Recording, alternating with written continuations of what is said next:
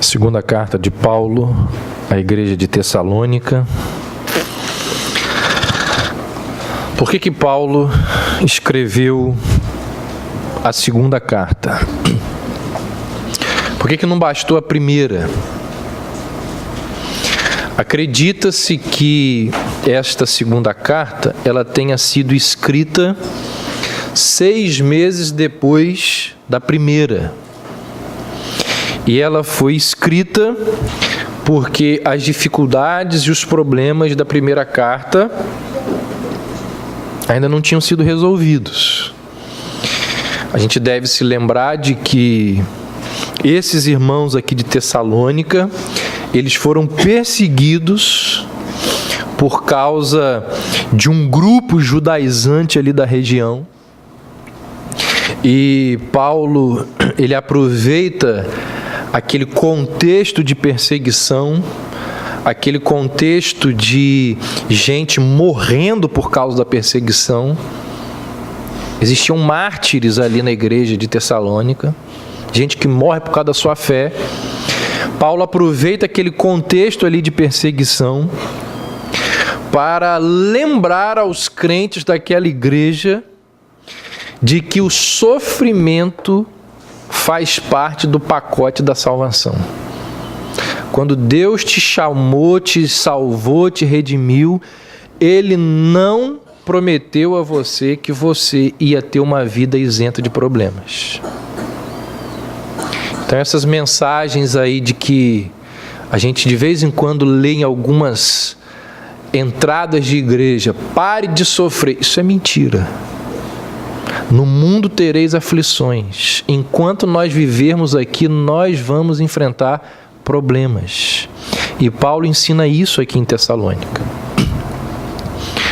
E esse é um assunto que a partir de fevereiro do ano que vem eu vou começar a pregar aqui na igreja. Estou começando a estudar para ano que vem, até o final do ano eu já sei que eu vou pregar.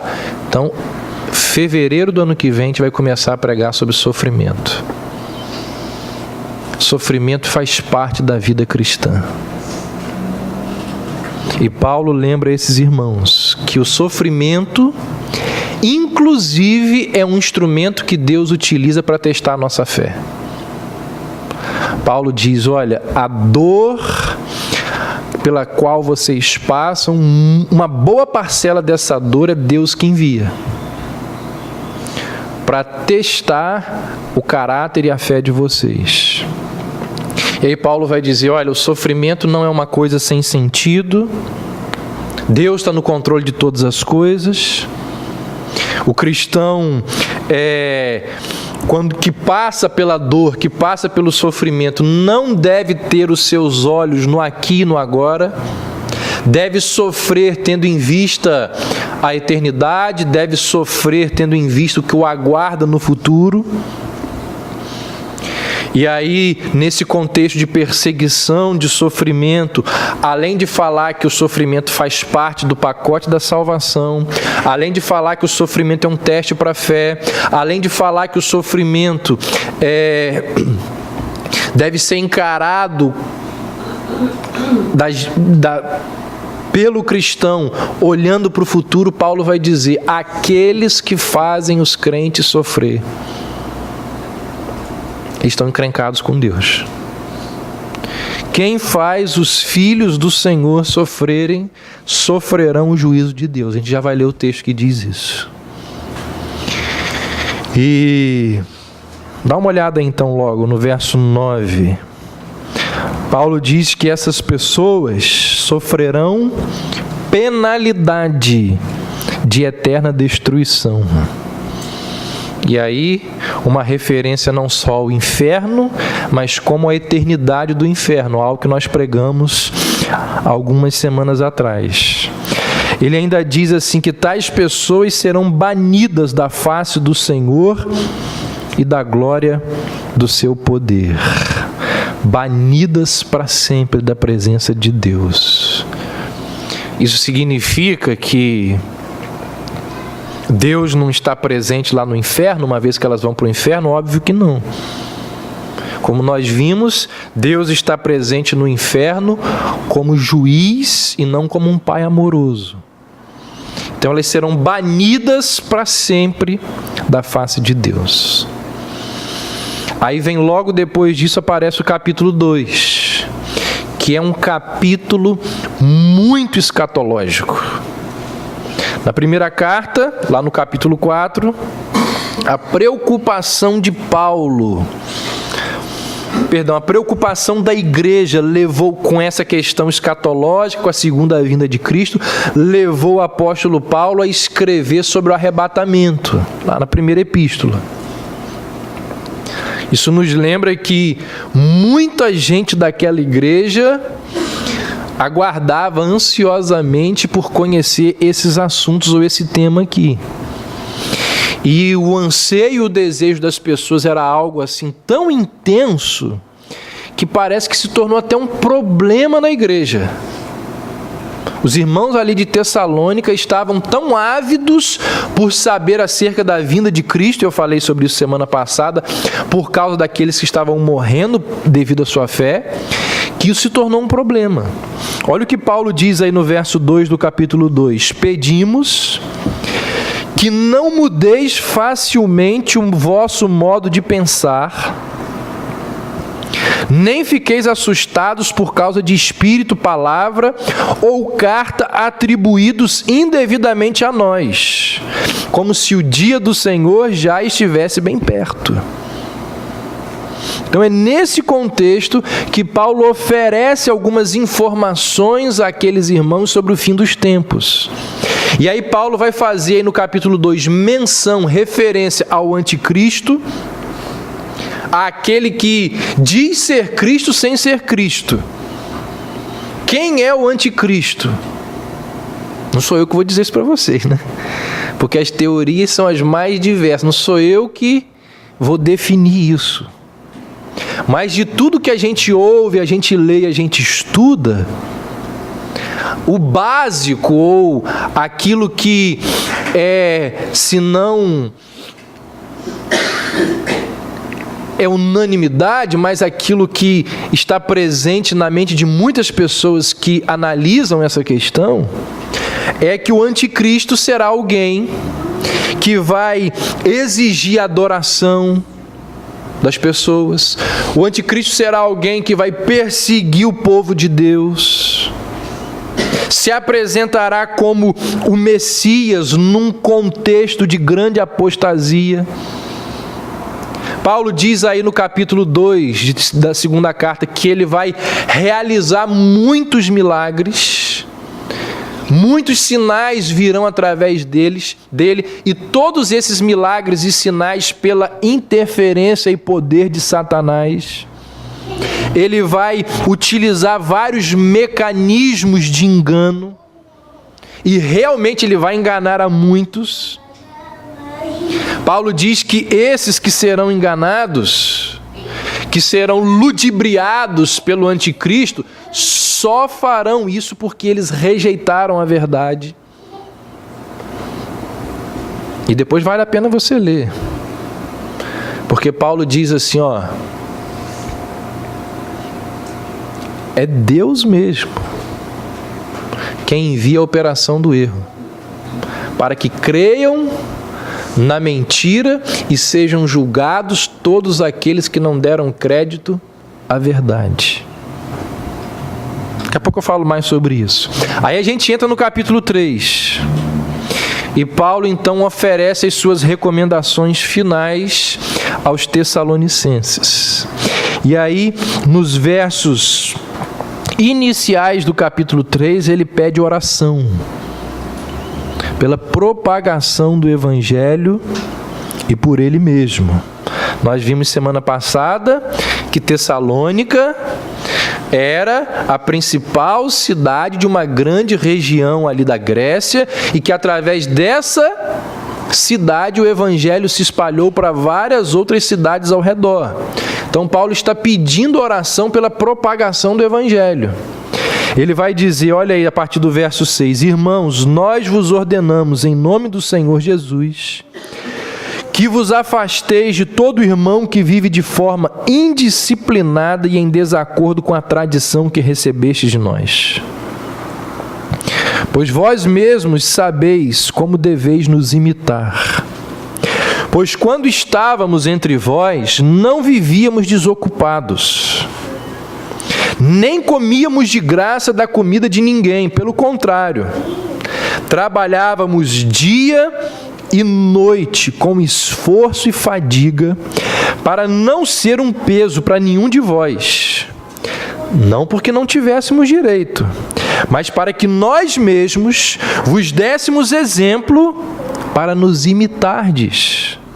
Quando ainda estávamos convosco, vos ordenamos que se alguém não quer trabalhar, também não coma.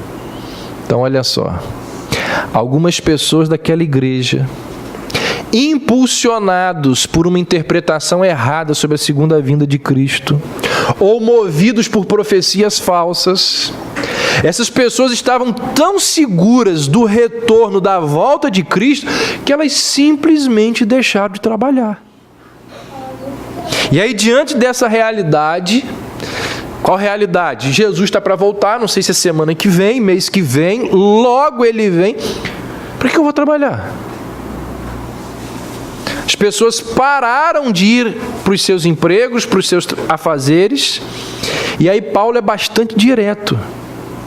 Paulo diz para aqueles crentes da igreja que ainda estavam no serviço e que talvez estivesse sendo tentado pela atitude do outro irmão que tinha parado de trabalhar. Será que ele está certo? Será que eu não devo fazer a mesma coisa que ele fez? Paulo diz assim, não se envolva com gente preguiçosa. Não tenha vínculo e amizade com quem é ocioso. Porque quem não quer trabalhar também não deve comer. Então Paulo está ensinando aqui um princípio que, num contexto, é claro, mas um princípio que prevalece até os dias de hoje. Qual o princípio? Ninguém deve ser pesado ao outro.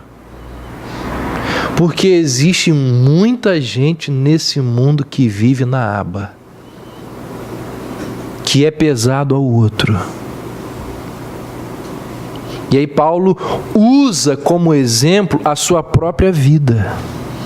Ele diz, olha, quando eu fui aí, eu não vivo dependendo dos recursos que vocês me mandam, conquanto isso seja justo. Ele vai dizer, porque o obreiro deve ser pago pelo seu serviço.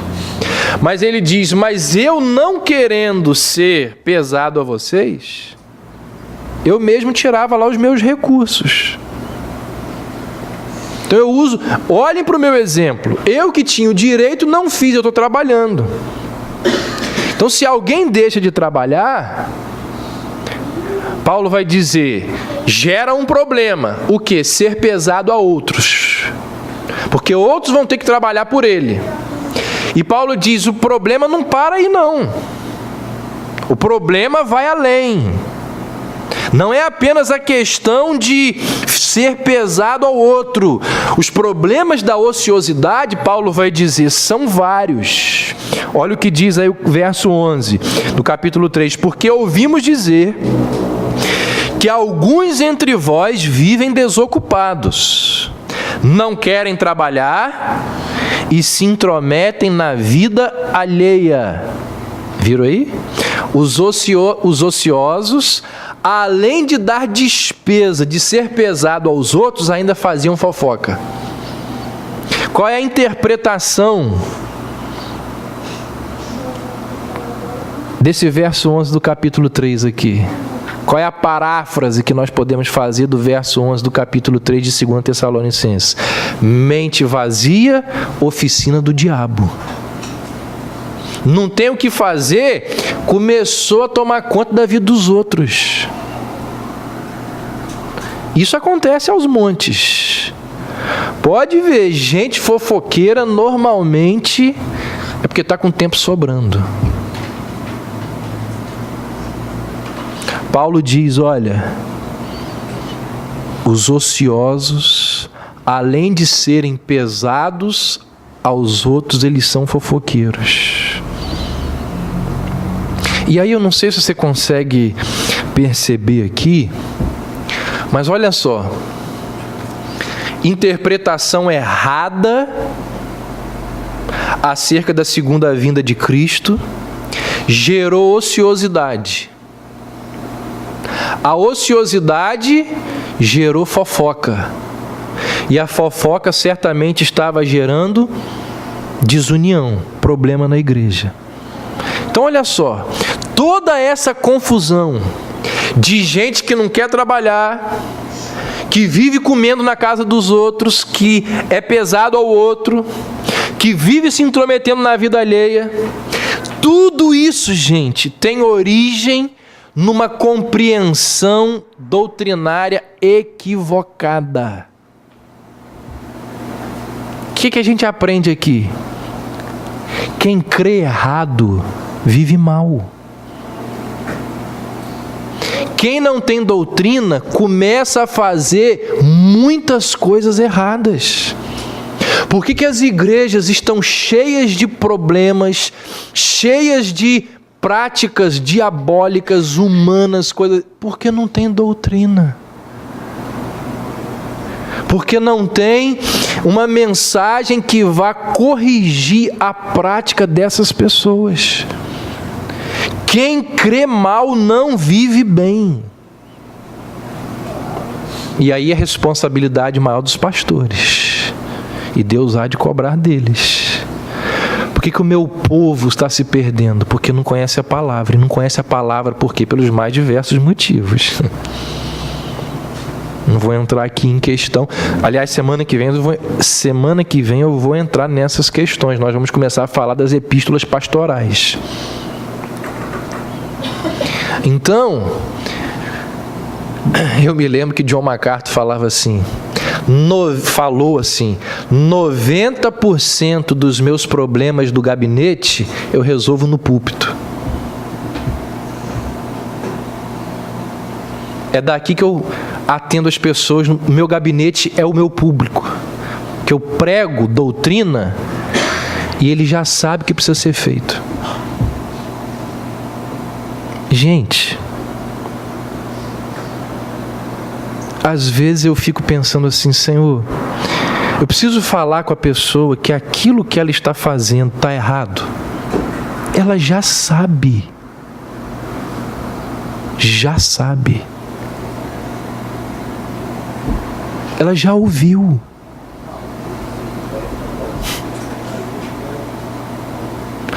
Aí eu fico naquela crise até que eu sinto Deus me falando, Davi, vai lá e fala. Mesmo já tendo falado do púlpito. Quem crê mal não vive bem. Capítulo 3, verso 12. A esses, porém, ordenamos e exortamos por nosso Senhor Jesus Cristo, que trabalhando em paz consigam o próprio pão. O que Paulo, de forma bem educada, está dizendo aqui, gente? O preguiçoso, vá trabalhar. É isso que Paulo está dizendo. Quem é preguiça, dá um jeito de trabalhar. A partir daqui, Paulo se dirige para o fim da carta. Olha só o que ele diz no verso 13. Vós, irmãos, não vos canseis de fazer o bem. Já que o assunto é trabalho, fadiga e dedicação, ele diz, não se cansem de fazer o bem. Gente, deixa eu falar uma coisa para vocês.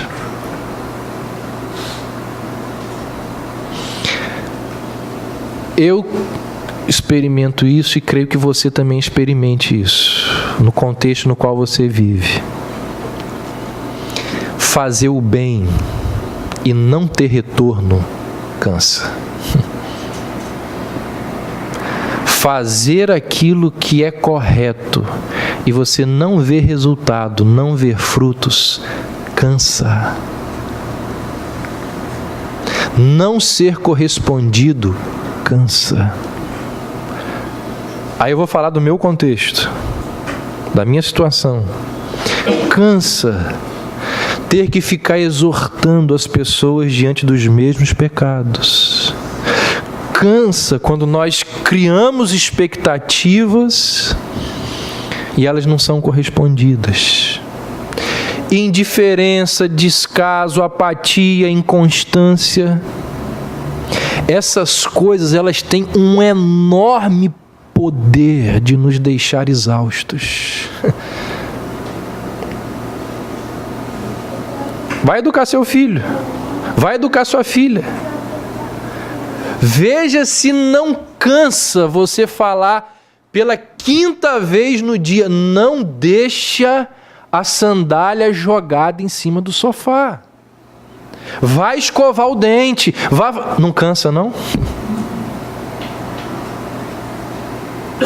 Esgota. E aí, num contexto eclesiástico, onde o pastor percebe aquilo, cansa. Sabendo disso, Paulo nos adverte e nos estimula, dizendo: olha, não se canse de fazer o bem.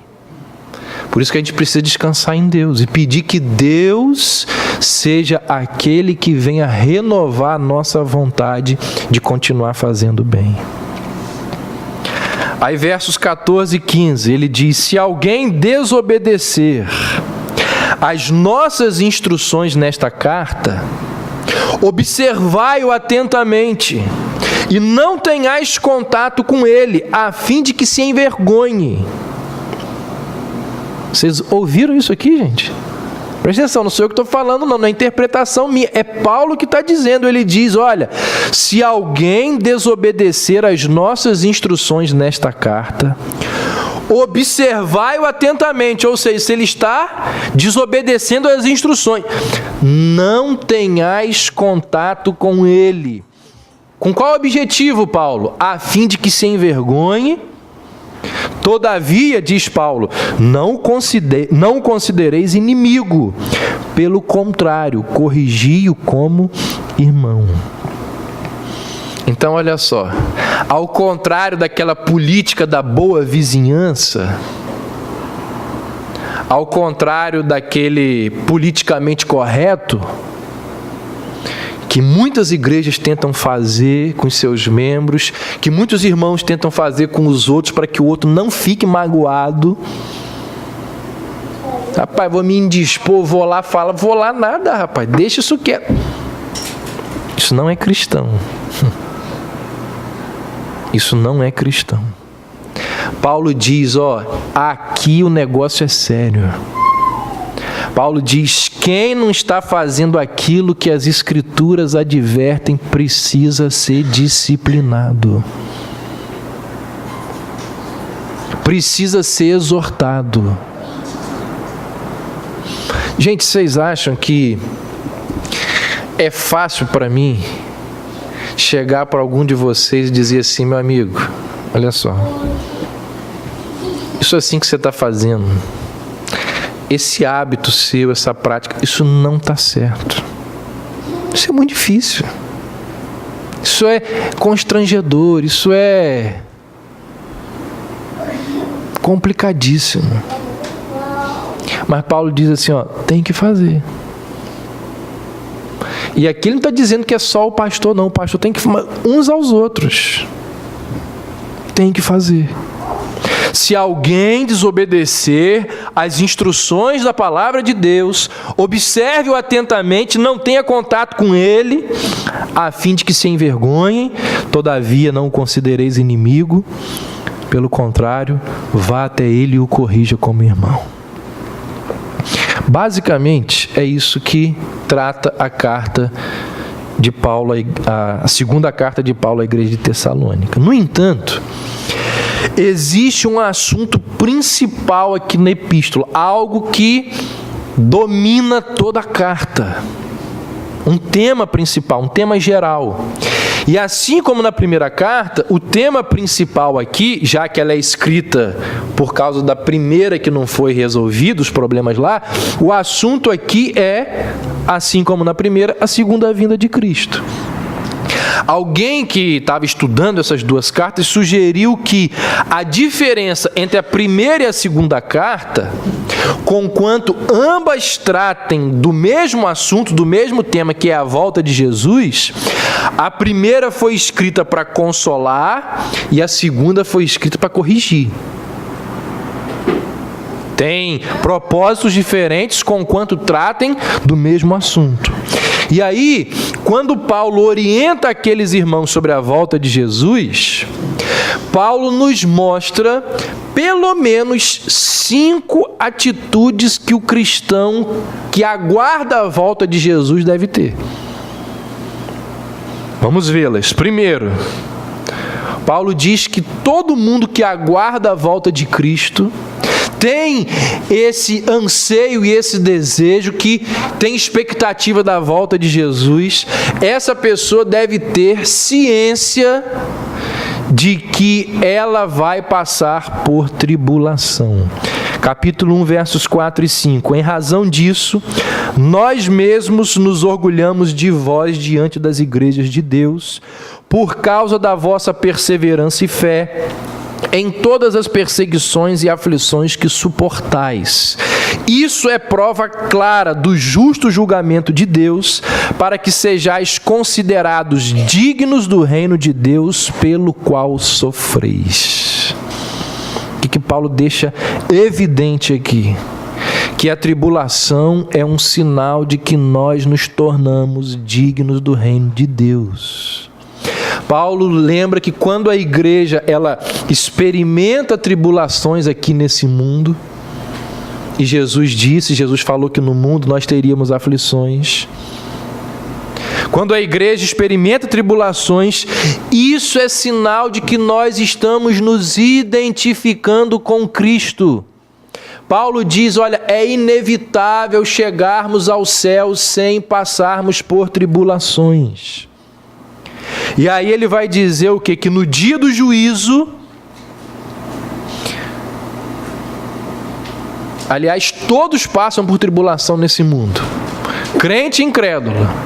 Mas aí ele vai dizer que no dia do juízo, cessa a tribulação de uns e se intensifica, ou começa a tribulação de outros. Olha aí a partir do verso 6 do capítulo 1. De fato é justo diante de Deus que Ele pague com tribulação os que vos atribulam. Que eu falei para vocês que há pouco, que aqueles que perseguem o povo de Deus receberão juízo de Deus. É justo diante de Deus que Ele pague com tribulação os que vos atribulam. E para vós que sois atribulados, vos dê alívio, bem como a nós, quando o Senhor Jesus se revelar do céu com seus anjos poderosos em chama de fogo, punindo os que não conhecem a Deus e os que não obedecem ao Evangelho de nosso Senhor Jesus. Estes sofrerão como castigo a perdição eterna, longe da presença do Senhor, da glória do seu poder, quando naquele dia Ele vier para ser glorificado nos seus santos e admirados em todos os que houverem crido, pois crestes em nosso testemunho. Então, tribulação é inevitável a crentes e descrentes, mas quando Jesus voltar, cessa a tribulação dos crentes e tem intensidade maior, se intensifica numa potência muito elevada a tribulação dos perdidos. Segundo, Paulo vai dizer, quem aguarda a volta de Cristo, ao esperar esse retorno, deve esperar de que forma? Não apenas ciente da apostasia, não apenas ciente da tribulação, mas ciente da apostasia. Capítulo 2, verso 3, ele diz, ninguém vos engane de modo algum, pois isso, a volta de Cristo, não acontecerá sem que primeiro venha a apostasia. Gente, apostasia significa o quê? Quando alguém trilha por um determinado caminho por um certo tempo, e ele